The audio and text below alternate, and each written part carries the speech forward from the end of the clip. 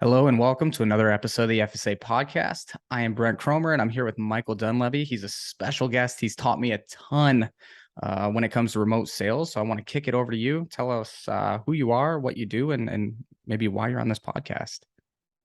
Hey Brent, good to see you again. It's been a little while. Why I'm on the podcast, I'm hoping you can answer that. Actually, you invited me, so that's the first reason, and I accepted. In terms of the why, I'll have to throw that back to you, which I'll do in a moment. But I'm a sales pro, so I've sold for 20 years, but only came into this remote, online world that we're in now, high ticket, about 6 or 7 years ago, but committed to it fully 3 years ago through necessity on the back of COVID. So, Nice.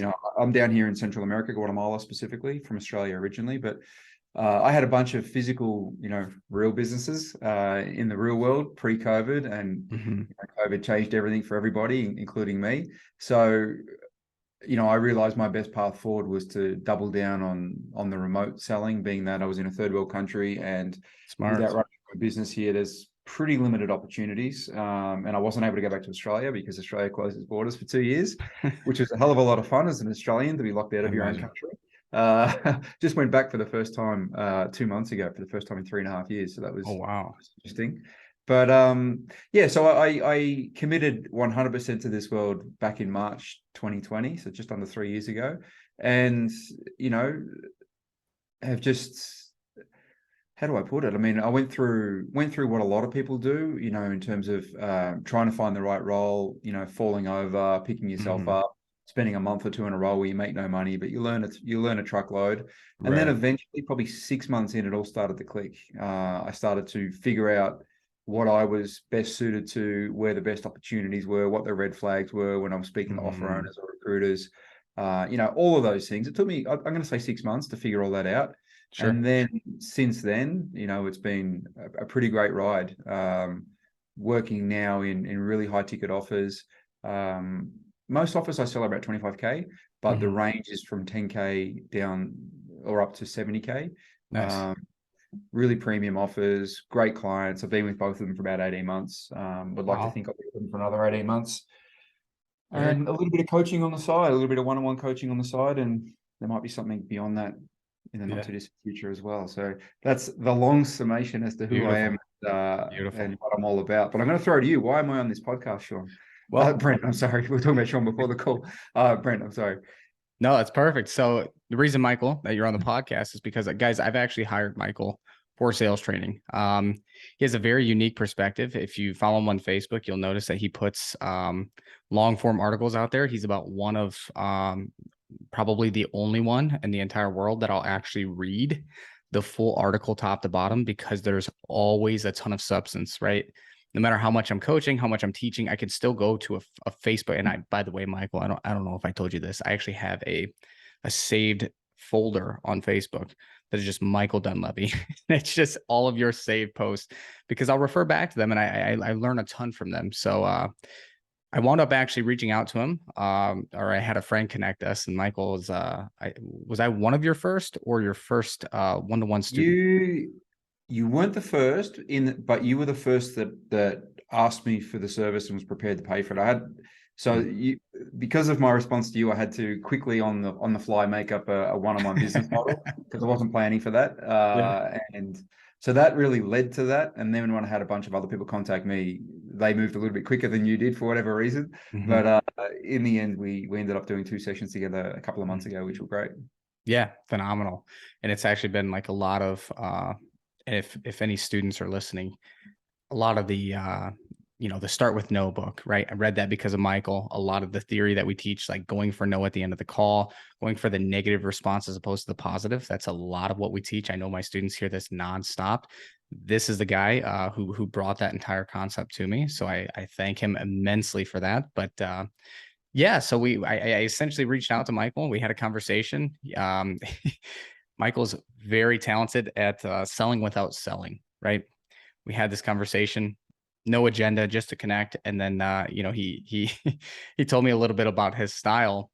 And again, he wasn't selling me on anything, but I was like, oh man, I was like, shit, I have to have that perspective, right? Like I need to get that. So I was cash in hand. I was ready. I was like, Michael, please, give me a little bit more of what you just gave me.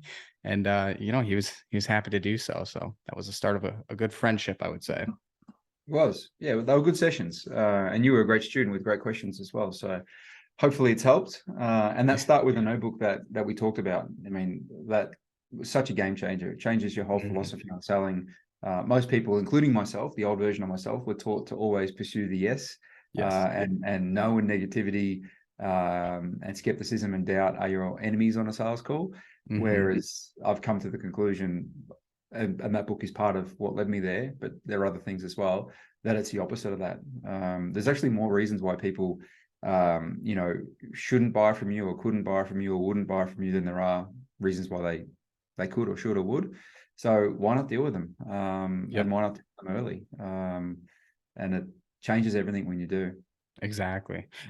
Now, if you don't mind, going into that a little bit more, like I know a lot of people, because it's not traditional sales, right? Like you have to be the best, you have to be the most confident, you have to be the most excited, right? So to hear a very successful sales rep tell everybody here on the podcast, there are more reasons not to buy from you, right, than there are to buy from you. I know like a lot of people are kind of like, that's strange, right? Why would I think about the negative things, the negative aspects of my business? How does that kind of help you navigate the conversation when it comes to, I suppose, like pre-handling those objections? Well, in a lot of ways is the short answer. Firstly, I think the enemy of a good sales call is to have the prospect view you as a typical salesperson. So, the typical salesperson, the caricature version of a salesperson, which we also hold when we're in a situation where we are the prospects. The best example of that I can give you is anytime you walk into a retail store and the overly enthusiastic, friendly retail assistant greets you and says, can I help you? What's your answer 99 times out of 100? I'm just looking, Michael. Just looking. What about if you had already decided before you came in that you wanted the latest pair of Nike size 10s and you were hoping they had your color in stock? What would you say if she asked you that on coming in? I would ask specifically for like that pair of shoes. Okay, that's fair. And you might do that. I would probably still say just looking. And the reason for that is I don't want to be smothered. I don't want to be, taken into their world and feel pressure and shadowed. I would still like to walk in and have a look around and see for myself if I can see the color and size that I'm looking for. If I can't, I'll probably ask. But, I got to that position myself. And the reason for that is we've had so many bad experiences with salespeople over the years. And as a result, our resistance is up when we come into that interaction. So, yes, it is. So the whole philosophy of the no, there's a couple reasons why you do it. One is to circuit break that, to pattern interrupt, so that the person is thinking, oh, I'm not dealing with a pushy or a needy or a overly enthusiastic salesperson. So as a result, the defenses start to drop. And when the defenses start to drop, you can actually start speaking human to human, have a real conversation and find out what's really going on. So a big part of it is just to create a situation where that happens.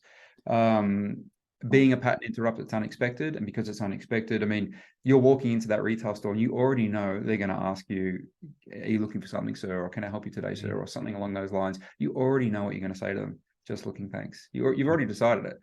But if they were to say something completely different and pattern interrupt you, it probably would catch you off guard and you might actually reveal the truth.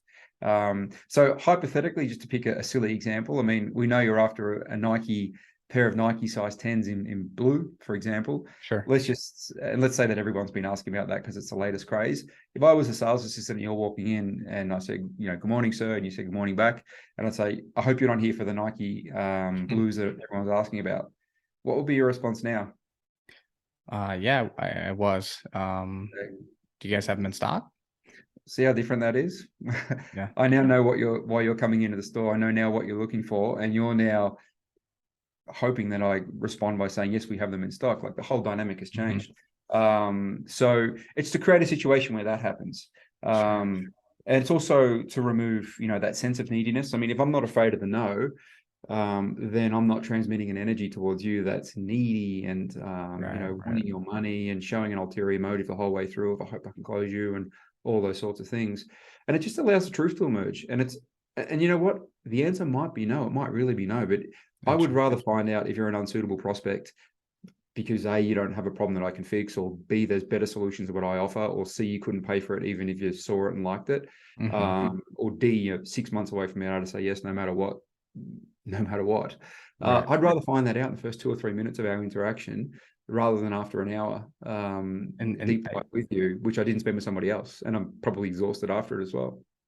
I think you said something there that was really beneficial too, though. It's like, if I can't help you, right? If I can't help you, I'd rather know that in the first 5, 10, 20 minutes, right?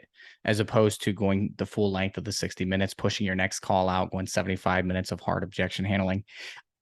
You said, you'd rather know if you can't help them, right? I think that's an important aspect just for sales and very specifically fitness, right? Because of course that's what we teach people how to sell is if you're not qualified, to help a certain prospect, maybe they have diabetes, maybe they have a prior eating disorder, maybe they have something that's not perfectly in alignment with what you do. It is okay to say, hey, you're not our typical prospect. We have success with these types of people, but we don't really work with this specific thing, and that's okay. I can refer you elsewhere. Right. That's But right. at least you're not spending 75 minutes dragging somebody into your program who's quite frankly not the best fit. That's right. That's right. All you're doing is pushing a problem downstream for fulfillment and difficult conversations, probably on the other side of closing the deal when they might ask for a refund or the cooling off period, or it's a nightmare for fulfillment, or they just don't get the results they're looking for because they were never suitable for the program. Like the chances of that being a good relationship and a good outcome are pretty low. And the chances of you ultimately, assuming you have morals, which I'd like to think most of us do, not all of us do, but assuming you have morals and want to like the person you see in the mirror, and want to be proud to tell others of what you do and the outcomes that come from the work that you do, selling that way and getting those sorts of sales through the door, it's not going to take you there eventually. You're probably going to end up disliking the role, disliking yourself. Just not going to be a good outcome. So selling this way too enables the inverse of all of that. It enables you to like who you see in the mirror. It enables you to like what you think the prospect's seeing from their point of view. It enables you to feel good about what you do and feel proud of what you're doing. And in my experience, it enables you to get better sales and more sales as well and waste a hell of a lot less time. There's no downside. The only downside is for most people, it's too hard for them to get their head around because it sounds and feels counterintuitive initially. And the art is in the delivery, of course, and how you handle what they come back with. And that takes time to learn and to master. But once you are on the other side of all of that, you don't go back to selling the old way. You don't go back to selling just chasing yeses and hiding difficult parts of the conversation and taking the positive on every single answer they give you. You have real conversations with real people, and it's okay if at the end they don't buy from you. They'll still leave the call with dignity. They might even refer you because you didn't set traps to them and make them feel bad or gaslight them or any of those awful things. They might refer their friend, or in 3 months' time when their situations have changed, they might actually want to speak to you again. But if you put them through the ringer and tried to hard close an inappropriate person, and after an hour they finally got off the call, guess what? They're not calling you back. They're not calling you back in 3 months when their situation has changed. They don't want to speak to you again, and I wouldn't either. So as I said, in my opinion, there's no downside to it. I've tried both ways. I've done both ways. I've sold both ways. I personally will never go back to selling what I consider the old way. What for me is the old way. That was a big takeaway from our coachings too, though, is like the concept of self-preservation. If you're spending, and I know a lot of current clients are, a lot of people that we talk to every single day, like they have so many sales calls on their calendar, and they've been taught to pitch to everyone, right? Because there's two thoughts, there's two concepts, right? Either you're very selective on who you pitch to, or hey, we're already on the call. I paid for this lead in some way, shape, or form. I might as well pitch to them, right? I was that person for a long time. Yeah. I was that person. It's like somebody paid for this lead, whether it was a DMer with cold organic outreach, whether it was ads, whether it doesn't matter. It was paid for somehow, right? Typically. Or if no monetary exchange, my time, right? And so I'm like, hey, we're already 45 minutes in. Like, I'm just going to throw out the offer, objection handle, see what sticks and see what happens, right? And I've sold people like that, right? I don't know the exact statistic, but there's a fair amount that will wind up having buyer's remorse, filing a charge back or asking, to refund. And it's a path that you really don't want to deal with, right? Because now you've just spent 45 to like 75 minutes, depending on how much you objection handled. And then now you're dealing with things on the fulfillment side. It's just more stress. Look, I think anyone who still embraces that concept, and as I said, no judgment, I have embraced that in the past too, because I didn't know an alternative way. But I think, there's 3 words for that, which anyone should look up in the dictionary if they are not familiar with these words. It's sunk cost fallacy. The whole concept of a sunk cost fallacy is to keep doing, is to stay on the course that you're on because of what you've done before. Whereas, as opposed to looking at the situation on its own merits and going, well, what's the most appropriate thing to do right now? So because it's cost me $100 to generate this lead, because I've blocked off my calendar for 1 hour, I've now got this person on the line. Even if you can see that there's a 99.9% chance that this is an inappropriate person to sell to in the first 5 minutes, the sunk cost fallacy approach would be to still go the whole journey and, spend that full 1 hour. And will you get 1 out of, I don't know what the number is, but let's say 1 out of 50 that are in that 99.9%? Yes, you will. But that means you got to do 50 calls to get that one sale. That's 49 calls that you did with people that you knew in the first 5 minutes that you weren't going to sell to today and shouldn't be on this call. Can you imagine what the burnout's going to look like in due course if you keep doing that? So I'm prepared to write off that 1 in 50 sale to preserve myself through the other 49, so I don't end up hating this job and hating this account and just getting out of there. Exactly. And also for those 49 people, the other 49, as I said a couple of minutes ago, if we have an honest and dignified conversation about the realities of their situation and our offering and the fit not being there right now, but it's handled rightly, well, the fit might be there in 3 months, and it might be there in 6 months, or it might be there with their next door neighbor. They're going to come back, or there's a reasonable chance they're going to come back, or there's a reasonable chance they're going to refer you because you treated them appropriately. Whereas if you put them through the ringer, as I said earlier, and tried to hard close them at the end and gaslighted them with stuff like, I thought you said you wanted to improve your life, like stupid I stuff. thought like you that. said, that's my favorite. Yeah, it's so passive aggressive and gaslighting. I can't take it. They are not coming back. A, you're not going to get the sale. B, Hey, you're you told me. frustrated. Exactly. I thought you said you wanted to get fit. You're right. They're not. You're not going to get the sale. No. They're not going to come back. They're not going to refer you. You're going to hate that call. You're going to feel frustrated. You're going to look at your watch and go, geez, I've got another call in 2 minutes. My emotions are charged right now. Guess what? That is not a recipe for success and preservation. It's funny how that spills over too. Yeah. I've been in, I'm sure every sales rep has, I'm sure a lot of fitness coaches have, and whatever you're selling, right? Like where you get off that call and you're just like, damn, man, that did not feel good. And then you look at your watch and you're like, I have 2 seconds. So like run to the restroom real quick, come back and act like the last 60 minutes didn't just totally piss me off. And if that's your selling style and that's the ecosystem you're in, where you're getting those sorts of leads, more often than not, and the culture or expectation from those above you is that you try and sell and pitch to everybody no matter what, because it costs us $100 to put that person in front of you. Get 2 or 3 of those calls in a row, which I have had. The thoughts going through your mind are, I hate selling. I hate this role. I hate these prospects. I hate myself. I've spent 4 hours and I haven't earned $1 today because I'm 100% commission, and my calendar's got 4 more coming, and I bet you they're just the same as the last 4. It's just such a negative cycle. And there is an alternative. There is an alternative, which we talked about in our meetings, and which I've embraced in the last 3 or so years. And as I said earlier, there's no going back when you know the alternative. Exactly. And that's why specifically, like for our clients, we do a 2-call system, right? Spend that first 10, 15 minutes. You'll know if they're a good culture fit. You should be able to pre-handle a few things like spouse, finance. Think about it, that trust objection, right? You should be able to have a very open and honest conversation in 15 minutes and know fairly definitively, yes, Michael, I want to work with I want to work with this guy, or I absolutely do not, right? There's not a chance. And in that 15 minutes, like that can save you the additional 45 so consistently. Like that time adds up. 100%. Look, I in particular with cold traffic, I'm a big believer in 2-call, a set call or triage, as some people call it, and the close call. I call it the set, so I'll refer to it as a set from here on. But the set call for me really is the 2 things. Does a problem really exist that we specialize in fixing? And B, if the right opportunity was found, would you be actually willing, able, and ready to actually do something with it? Does it exist, and could you actually say yes? Essentially, they're the 2 questions that need to be answered on the first call. and then you set expectations for what the next call is. You don't hide the fact, like, I hate the word strategy call for a second call. You don't hide, it's a sales call. We're going to figure out the next call if it makes sense for us together. If it doesn't, it's totally fine. If it does, we'll work through next steps and find the best plan and we'll make it happen. So, you set expectations for the final call, and then the final call becomes the, do we want to do this together call?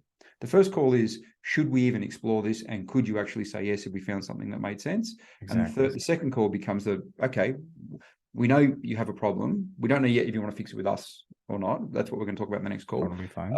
And we know that you could say yes once you found the right problem, i.e. you're not 6 months away from being ready. You can actually say yes or no once the information is communicated. You can fund to a certain level if it makes sense and feels right.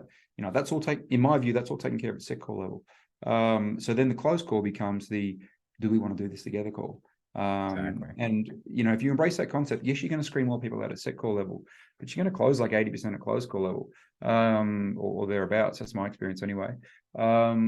So again, that's a much better ecosystem. If I'm going to give you 45 minutes or an hour on my call for a close call, then I want to know, from my point of view, there's probably a 70-80% chance that statistically that we'll probably end up working together. It's okay if you're one of the 20 or 30 that's a no, but if I'm getting enough close calls a day come through and the ecosystem's right, then you're not going to be closing at 20%. Like I see all these roles where they advertise, great close rate, 20%. Every time Doesn't I read that blow your that's mind? a terrible close rate. That's a terrible close rate. That just tells me you've either got incapable sales staff, or you haven't created an ecosystem where you identify the reasons why people wouldn't buy before it gets to a close call. It's so much volume that 20% is acceptable, and it's just there's so much to fix there. We can fill your calendar with 8 appointments today, and you'll do 1 sale per day. I actually posted on this exact topic today. Putting 8 appointments on your calendar every day, 2 or 3 of them are no-shows. Of the 4 or 5 that you do the call with, you only try to close 2 of those, and you close 50% of those. So, but in reality, you've closed 1 out of 8. Yet you've given 8 to 10 hours of your calendar to an account for that one day. I mean, that's to me, outside of being a beginner, where you're just trying to get reps in, you're trying to find your feet, lots of practice, lots of mistakes, gradually getting better, figuring out what you're good at, where you want to be. So outside of the beginner type, if you're beyond that stage, that's a terrible ecosystem to come into. And that would tell me, or that would suggest, if you're closing 1 out of 8, if you're closing at a low percentage, it usually comes down to a few things. One, your sales process, right? Your sales process, though, but within that sales process, you should be ruling people out. Not everyone comes in is going to be an ideal, perfect match for you and your company, right? Just like with the concept that we've been talking about for the past 20 minutes, which is why, like Michael, suggested, on that triage, on that setting call, right? We have to find if they have a pain point and if they're willing and able, and if it's important to solve it right now and not later. And then usually when I transition to that next call, I'm very transparent about it. You guys should be too.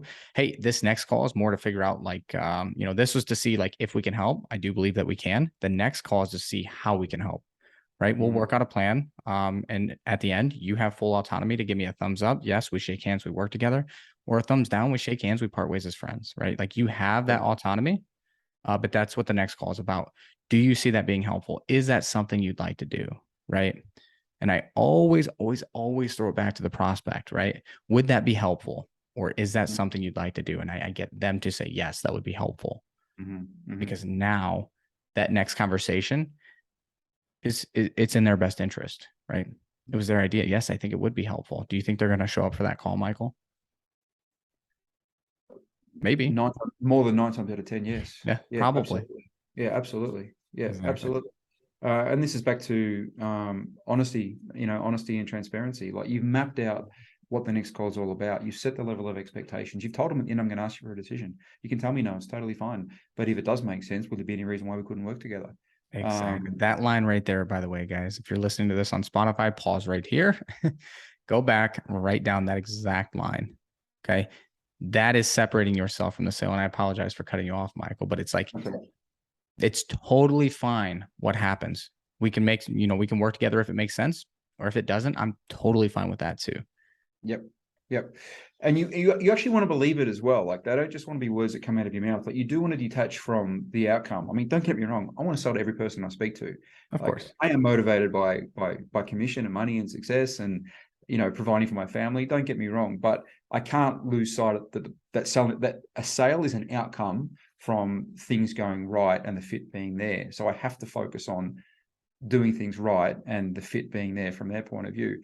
The sale and the money in the bank is an outcome from those things being in place. So that's, it sounds so cliche, but you have to focus on the process. And on doing that, if you're in the right ecosystem and you're performing, the outcome, again, cliche, takes care of itself.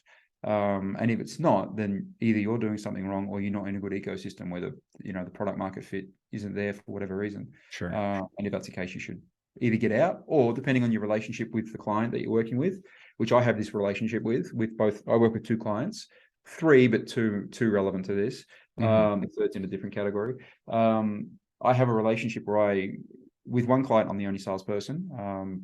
I do set call and close call. I do the pre-call questionnaire, and I do all of that. I work closely with the marketing team as well, so we collectively decide on the right approach regarding the VSL and the tone and the emails and all that sort of stuff. So we're completely in sync. And with the other client I work with, we don't have a set call. We just do a straight close call, but we have a pretty in-depth pre-call application where we're pretty ruthless on qualifying out. And that comes from me. And again, I work with the marketing team in terms of getting the communication right for lead flow.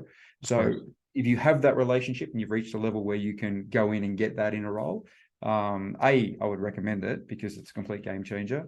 But not everyone has reached that stage yet. But if that's the ecosystem you're in, then you've got work to do with, the marketing team or whatnot to get the system right. But if you haven't reached that level and you're, quote unquote, just a closer or just a setter, then you probably want to look for a different role, unless you feel you can have conversations with higher ups and things can change on the back of that. So yeah, that's the way that works.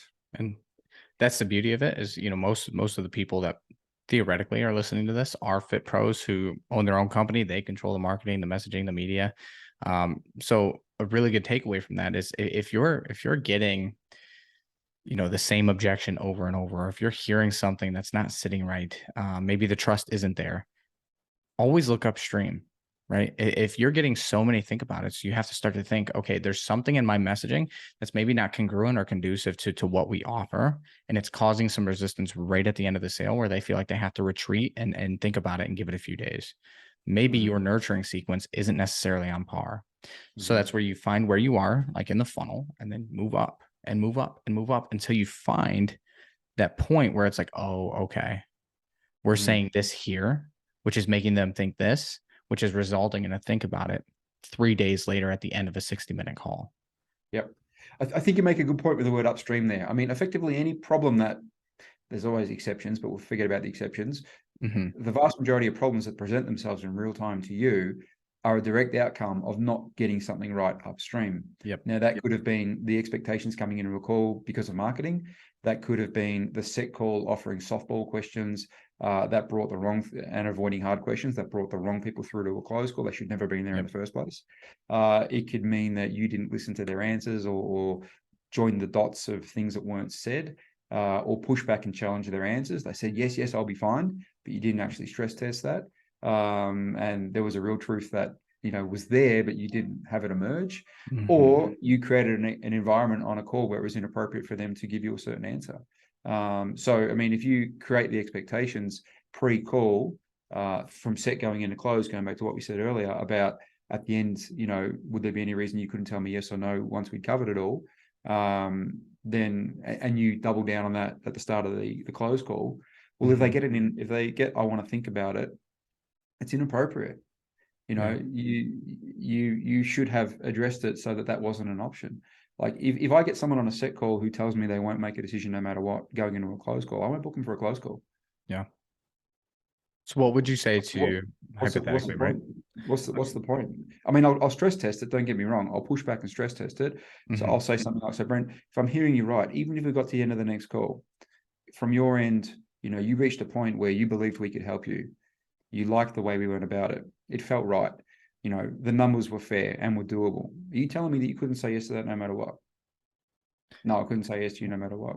Okay, I appreciate you sharing that. Well, I have to ask, I mean, why would you say that? Or why wouldn't you be able to say yes if it was the classic box ticker? Because I'm at least 6 months from being ready to start.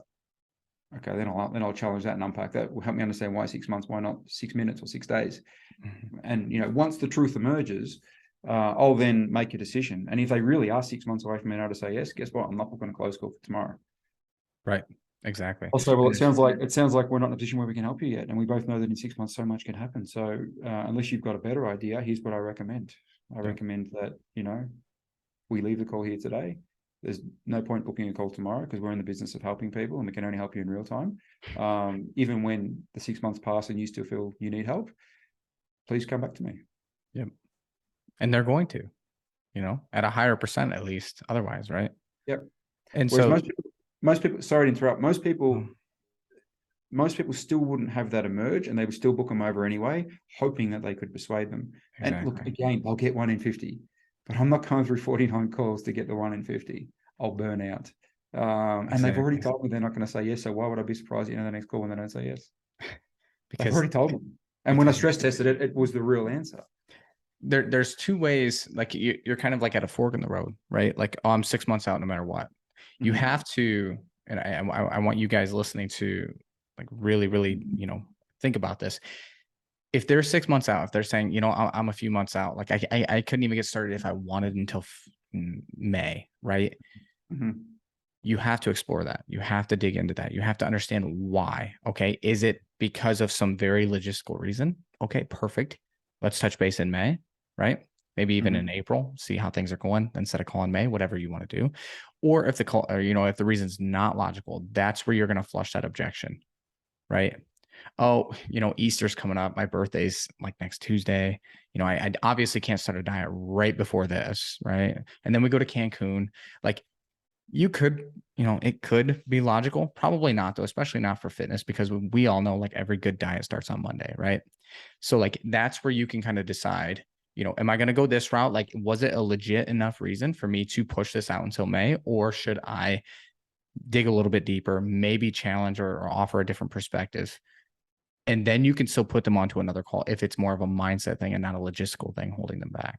That's what I just want to preface, for like the fit pros listening, like you are allowed to, I hate the word challenge, but I'm going to use it only because I can't think of a better word. Why do you hate the word challenge? It's, to me, I think it's controversial, right? I think it's like me versus you as opposed to me with you, right? So like, I love the idea of like offering a new perspective as opposed to challenging you, right? Because it's like we're arm wrestling as opposed to like sitting on the same side of the table. Okay. That's how my brain works. It might be totally wrong. Yep. But dig into their, to why they feel like they wouldn't be able to get started is really the essence of that. Yep. Yeah, that's fair. That's fair. I like the word stress test. I use the word stress test a lot in place of challenge. I don't have a problem with the word challenge. I can see what you're saying, but I never want it to feel like it's me versus them on the call. It's kind of them versus themselves, or it's the next version of themselves versus the present version of themselves. So if I were to use the word challenge, I would probably frame it in that context of the version of yourself you want to become versus the version of yourself I'm talking to right now. Exactly. So using that Cancun example, I would basically threaten to take it away from them and make them justify and prove to me they're serious. I'd go, Brent, that's all fair. Like, we're all busy. We've all got things going on. We've all got trips coming up and all that sort of stuff. I mean, can I be frank with you? And you'll probably say, always ask. Like, can I be frank with you? Yes. Are you sure? Yeah. Lay it on me. Well, based on your answers and what you've said and the fact that you've been at this state for about 5 years and now you're talking about pushing it off for another 2 months, I mean, the obvious question I have to ask you, and again, pardon my frankness, but is this even something you want to do? Yeah, of course. Okay. It's just, can you help me understand then why after 5 years we're still talking about starting in 2 months? Yeah, that's a good point. It's a really good point.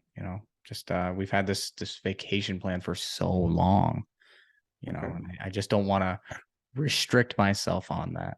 Right now, you have. Okay, so you can see we're now in a different conversation. Exactly. But what I did then is I stress tested or challenged or whatever you want to say. I got permission to challenge you, and then I actually doubled down and said, "Are you sure?" And then I basically ask you to justify to me that you're even serious, because I can't help you if you're not serious. Exactly. We all know that. You can be the best gym in town or virtual gym. You can be the best personal trainer or the best dietitian. Yep. If you don't turn up, if you don't listen, if you're not coachable, if you don't actually follow the plans and do the work, if you don't communicate to me honestly, guess what? You're not going to get in shape. No, you won't. I need you to convince me that you're serious. And that's where, like, you flush the objection right there, though, right? Like for fitness, I get that all the time. I want to wait till after this. Can I ask why, though? Like, go through like a very similar line of questioning. Oh, I just don't want to restrict myself for this or for that. Is there any reason you feel like you'd have to restrict yourself while going on vacation? Oh, okay. And then now we're digging into a conversation where it's like, I don't want to get started because I feel like it's going to be so life altering that I'm going to have to limit myself in the food that I eat and I won't be able to enjoy anything that I do. Now we're having a conversation about your fear around starting a plan, which is perfect. And also around the narrative. I mean, just the word restrict. I mean, who's saying you have to restrict anything? Exactly. Exactly. You have to substitute. Yes. Substitute actions, substitute eating behaviors, substitute, self-views, worldviews, but restrict is your word, not mine. So I would double down on the word restrict as well. You've said restrict twice, Brent. I have to ask, why do you keep saying that word? Where does that word fit into this next version of you that you want to create? And make them realize that the word restrict is ridiculous, and then remove that word. And now we're having them realize it, not me say. I'm not going to say restrict is ridiculous, Brent. What are you even talking about? Yep. No, they've got to realize that. And if I ask them the right questions the right way, there's a really high chance they'll realize that. And then that word gets taken out of the vocabulary. Yep. It's so funny too, because like I've sold so many fitness deals with having that exact conversation, right? Where people want to get started later, and then you uncover why, and they throw something out like that, right? That restrict word. And when you can really get to the bottom of why they have that line of thought, why they feel like they'd have to completely, undergo some life altering, change and all of these things, like you're much more likely to close that deal, because now they're not going to give you a think about it at the end where they're like, yeah, because what they're thinking about is, do I want to restrict myself? Right. But you've already handled that 20 minutes earlier. That's not an objection that's going to come up. So these lay down sales that a lot of our coaches get, it's because they earn that lay down sale. Right. It's not that the client just came and they were ready to buy cash in hand, no matter what was said. It's because you paved the way 30 minutes earlier with your line of questioning. Absolutely. At the end of the day, they should ask you for the sale at the end. If they, and what I mean by that is, rather than you doing one of those closes where, I don't know if people still do this, I hope they don't, but the silent close, where they do. You do the big price reveal at the end and then you just look at them like, God, I hate that. That's not the way the world works. You should get to a stage at the end where you say something, and it requires having done everything right leading up to this moment. Sure. Just drop this moment in isolation. But you should be able to get to a stage at the end where you're like, okay, Brent, so after you've said, any more questions, not anything unclear, well, Brent, what do you want to do from here? And he should then say, well, I want to get started. And then I still stress test it. I say, are you sure? And then he'll say, yes. And then he'll say it excitedly. And then I'll say, great. Well, if you're that excited, we better get you started then. Who just sold who? Right. No, that's a great concept. And it's something that I heard like when I was first getting into sales. I can't remember who exactly said it, so I'm not going to give anyone credit. But just know it's not my original thought. But it's like, they're selling you as much as you're selling them, right? From the very beginning of the conversation. I do remember who said it. It was Marco Cortese with Jeremy, 7th level. Basically, he said he's looking for any reason not to sell them. Why they wouldn't be able to buy, or why they wouldn't be a good fit, right? When you're looking for those two things at the beginning of the call, you're finding future objections and future reasons why they're going to be a headache down the road. So like from the get, he's finding every reason not to work with them until they say something so convincing, right? That is in such perfect alignment with what you do that it would be almost unethical for me to not do everything within my power to bring you in and to help you and to take your hand and to guide you towards X, Y, and Z result, right? Yeah. And when you have that genuine like confidence and conviction, I know a lot of again, I keep referring to fitness coaches. I know it's not what you sell, but a lot of what you sell. But I did for the viewers. A big part of where I cut my teeth was in fitness sales, gym sales, but in a physical sense. From 2006 until 2014, Oh, I wow. spent a lot of time on site in gyms. I used to work for a marketing company that specialized in sending 2 sales staff out to gyms around Australia and New Zealand. I did that for a bunch of years, and then I did it on my own on the back of that. So Wow. I have sold too many fitness gym memberships to count. Yeah. Most of them were $2,000 2-year tickets but always done in a physical sense, where I sat face to face with them for 40 minutes and then did a tour of the gym and then close them at the Nice. end. So I do know this world, and it's the same. I mean, obviously there's some adaptations, but I do know the fitness world. I haven't For done it for a sure. while, but it's burnt into my memory. I ain't forgetting it anytime soon. And Yeah. that's amazing context, by the way. I don't know if you feel like this. I feel like you should, especially if you've been as success, with you being as successful as you were. And a lot of fitness coaches, you're very passionate about what you do, but it's like my background, I wasn't a fitness coach. I didn't sell, fitness memberships at a gym, but I was a nurse. Right. And it's like when you genuinely want to help someone, like it makes you work a little bit harder. Right. Mm-hmm. Now I Mm-hmm. feel that same energy, right, for what I do now. So it's like just for context, I turn away more fitness coaches from like a business and sales perspective from our coaching than I bring in, right? Because if I don't feel like you'd be receptive to coaching, if I don't feel like you'd be a good fit, it just doesn't make sense to work together. So like when I do, Can I jump in there for 1 yeah, second? That please, ties please. in with what I said, that what we started this call with. There are more reasons why people would not Right. or should not work with you than there are reasons that there are. You just gave a great point. You turn more people away than you actually accept. Why? Because Mhm. there are more reasons why they shouldn't work with you or you shouldn't work with them Exactly. than the Good opposite. point. Beautiful point. And it's like the people that I do bring in, like I have 100%, right? Like again, I'm going to use your term stress tested. I've stress tested every angle to see like if it would be a good fit. And once I bring them in, I posted this the other day, to be successful at something, you have to enjoy what you do, right? Mm-hmm. I genuinely enjoy what I do, especially when the prospect or the coach that I'm coaching and helping is receptive to it and they're enjoyable to work with. Therefore, you're going to get so much more of me and my effort just by being in alignment with what we do. Right. Mm. On that point, it's interesting, like what comes first, the enjoyment and then the success, or the success then the enjoyment? And I don't know. I think in certain contexts it can go both ways. Sure. But as someone who's been at the absolute bottom of selling, working on commission only roles for 2 or 3 months and not making a dollar, and being on the other side of that now, the more successful you get, the more you enjoy it as well. Yes. Because you get to work with better accounts, you get much better at your craft, you're able to control your emotions a lot more, which means that even if it's not a sale, you still leave the call feeling energized and feeling, content with, well, the person was inappropriate. They weren't at a stage where they needed what we offer. As a result, and I stress tested that, and that was true. That was real. Then, why would I try and settle that person? So Exactly. you're at complete ease with that. You earn a hell of a lot more money. So put all those things, you get to be on podcasts like today with you. So, on the back of all of that, how can it not become more enjoyable? How can it not become more satisfying, stimulating, rewarding, all of those sorts of emotions? So my point there is almost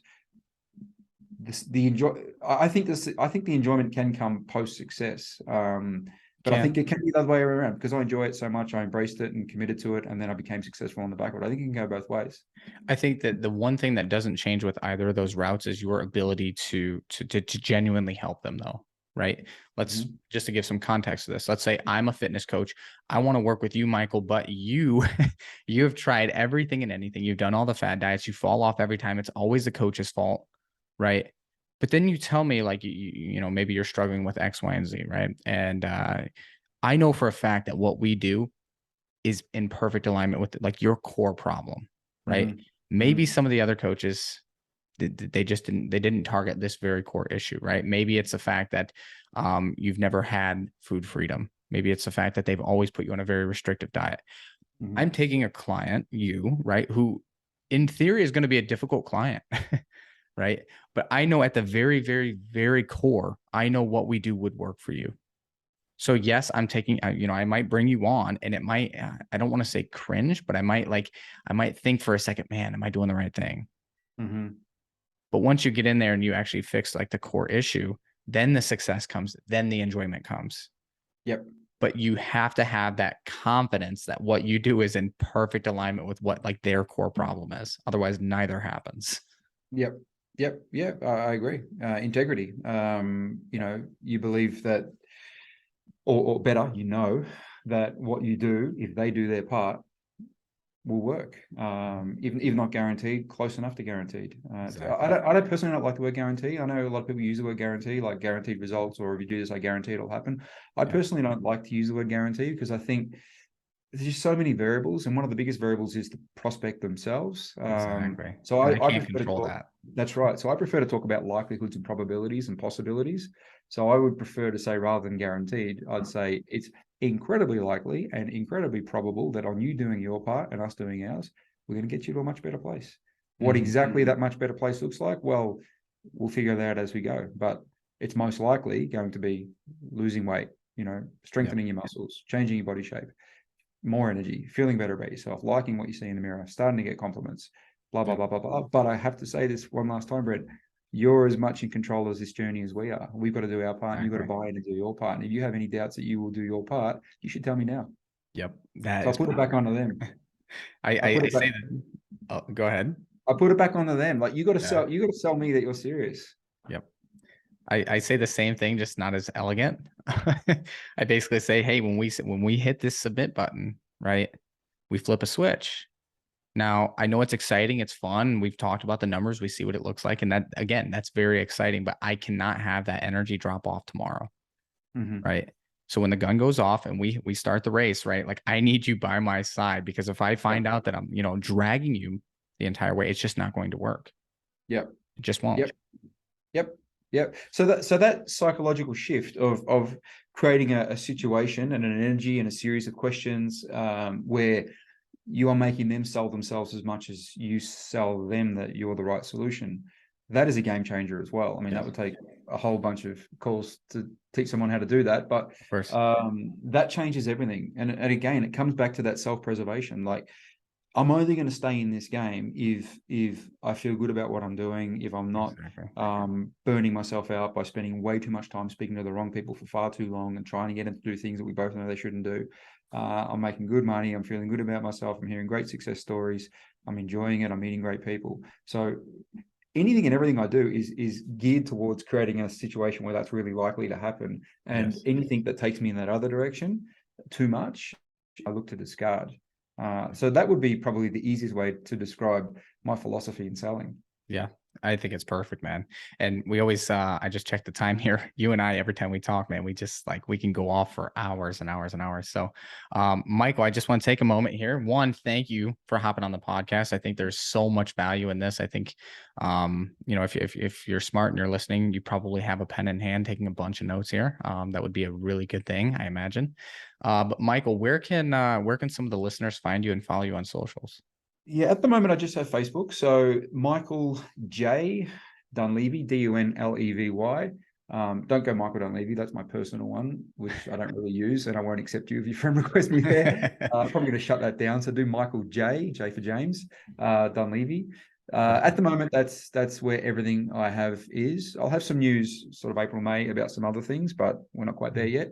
So yeah, come see me on Facebook. I post every day, share my experiences, share my insights, like to challenge the status quo, like to give some alternative approaches and thoughts.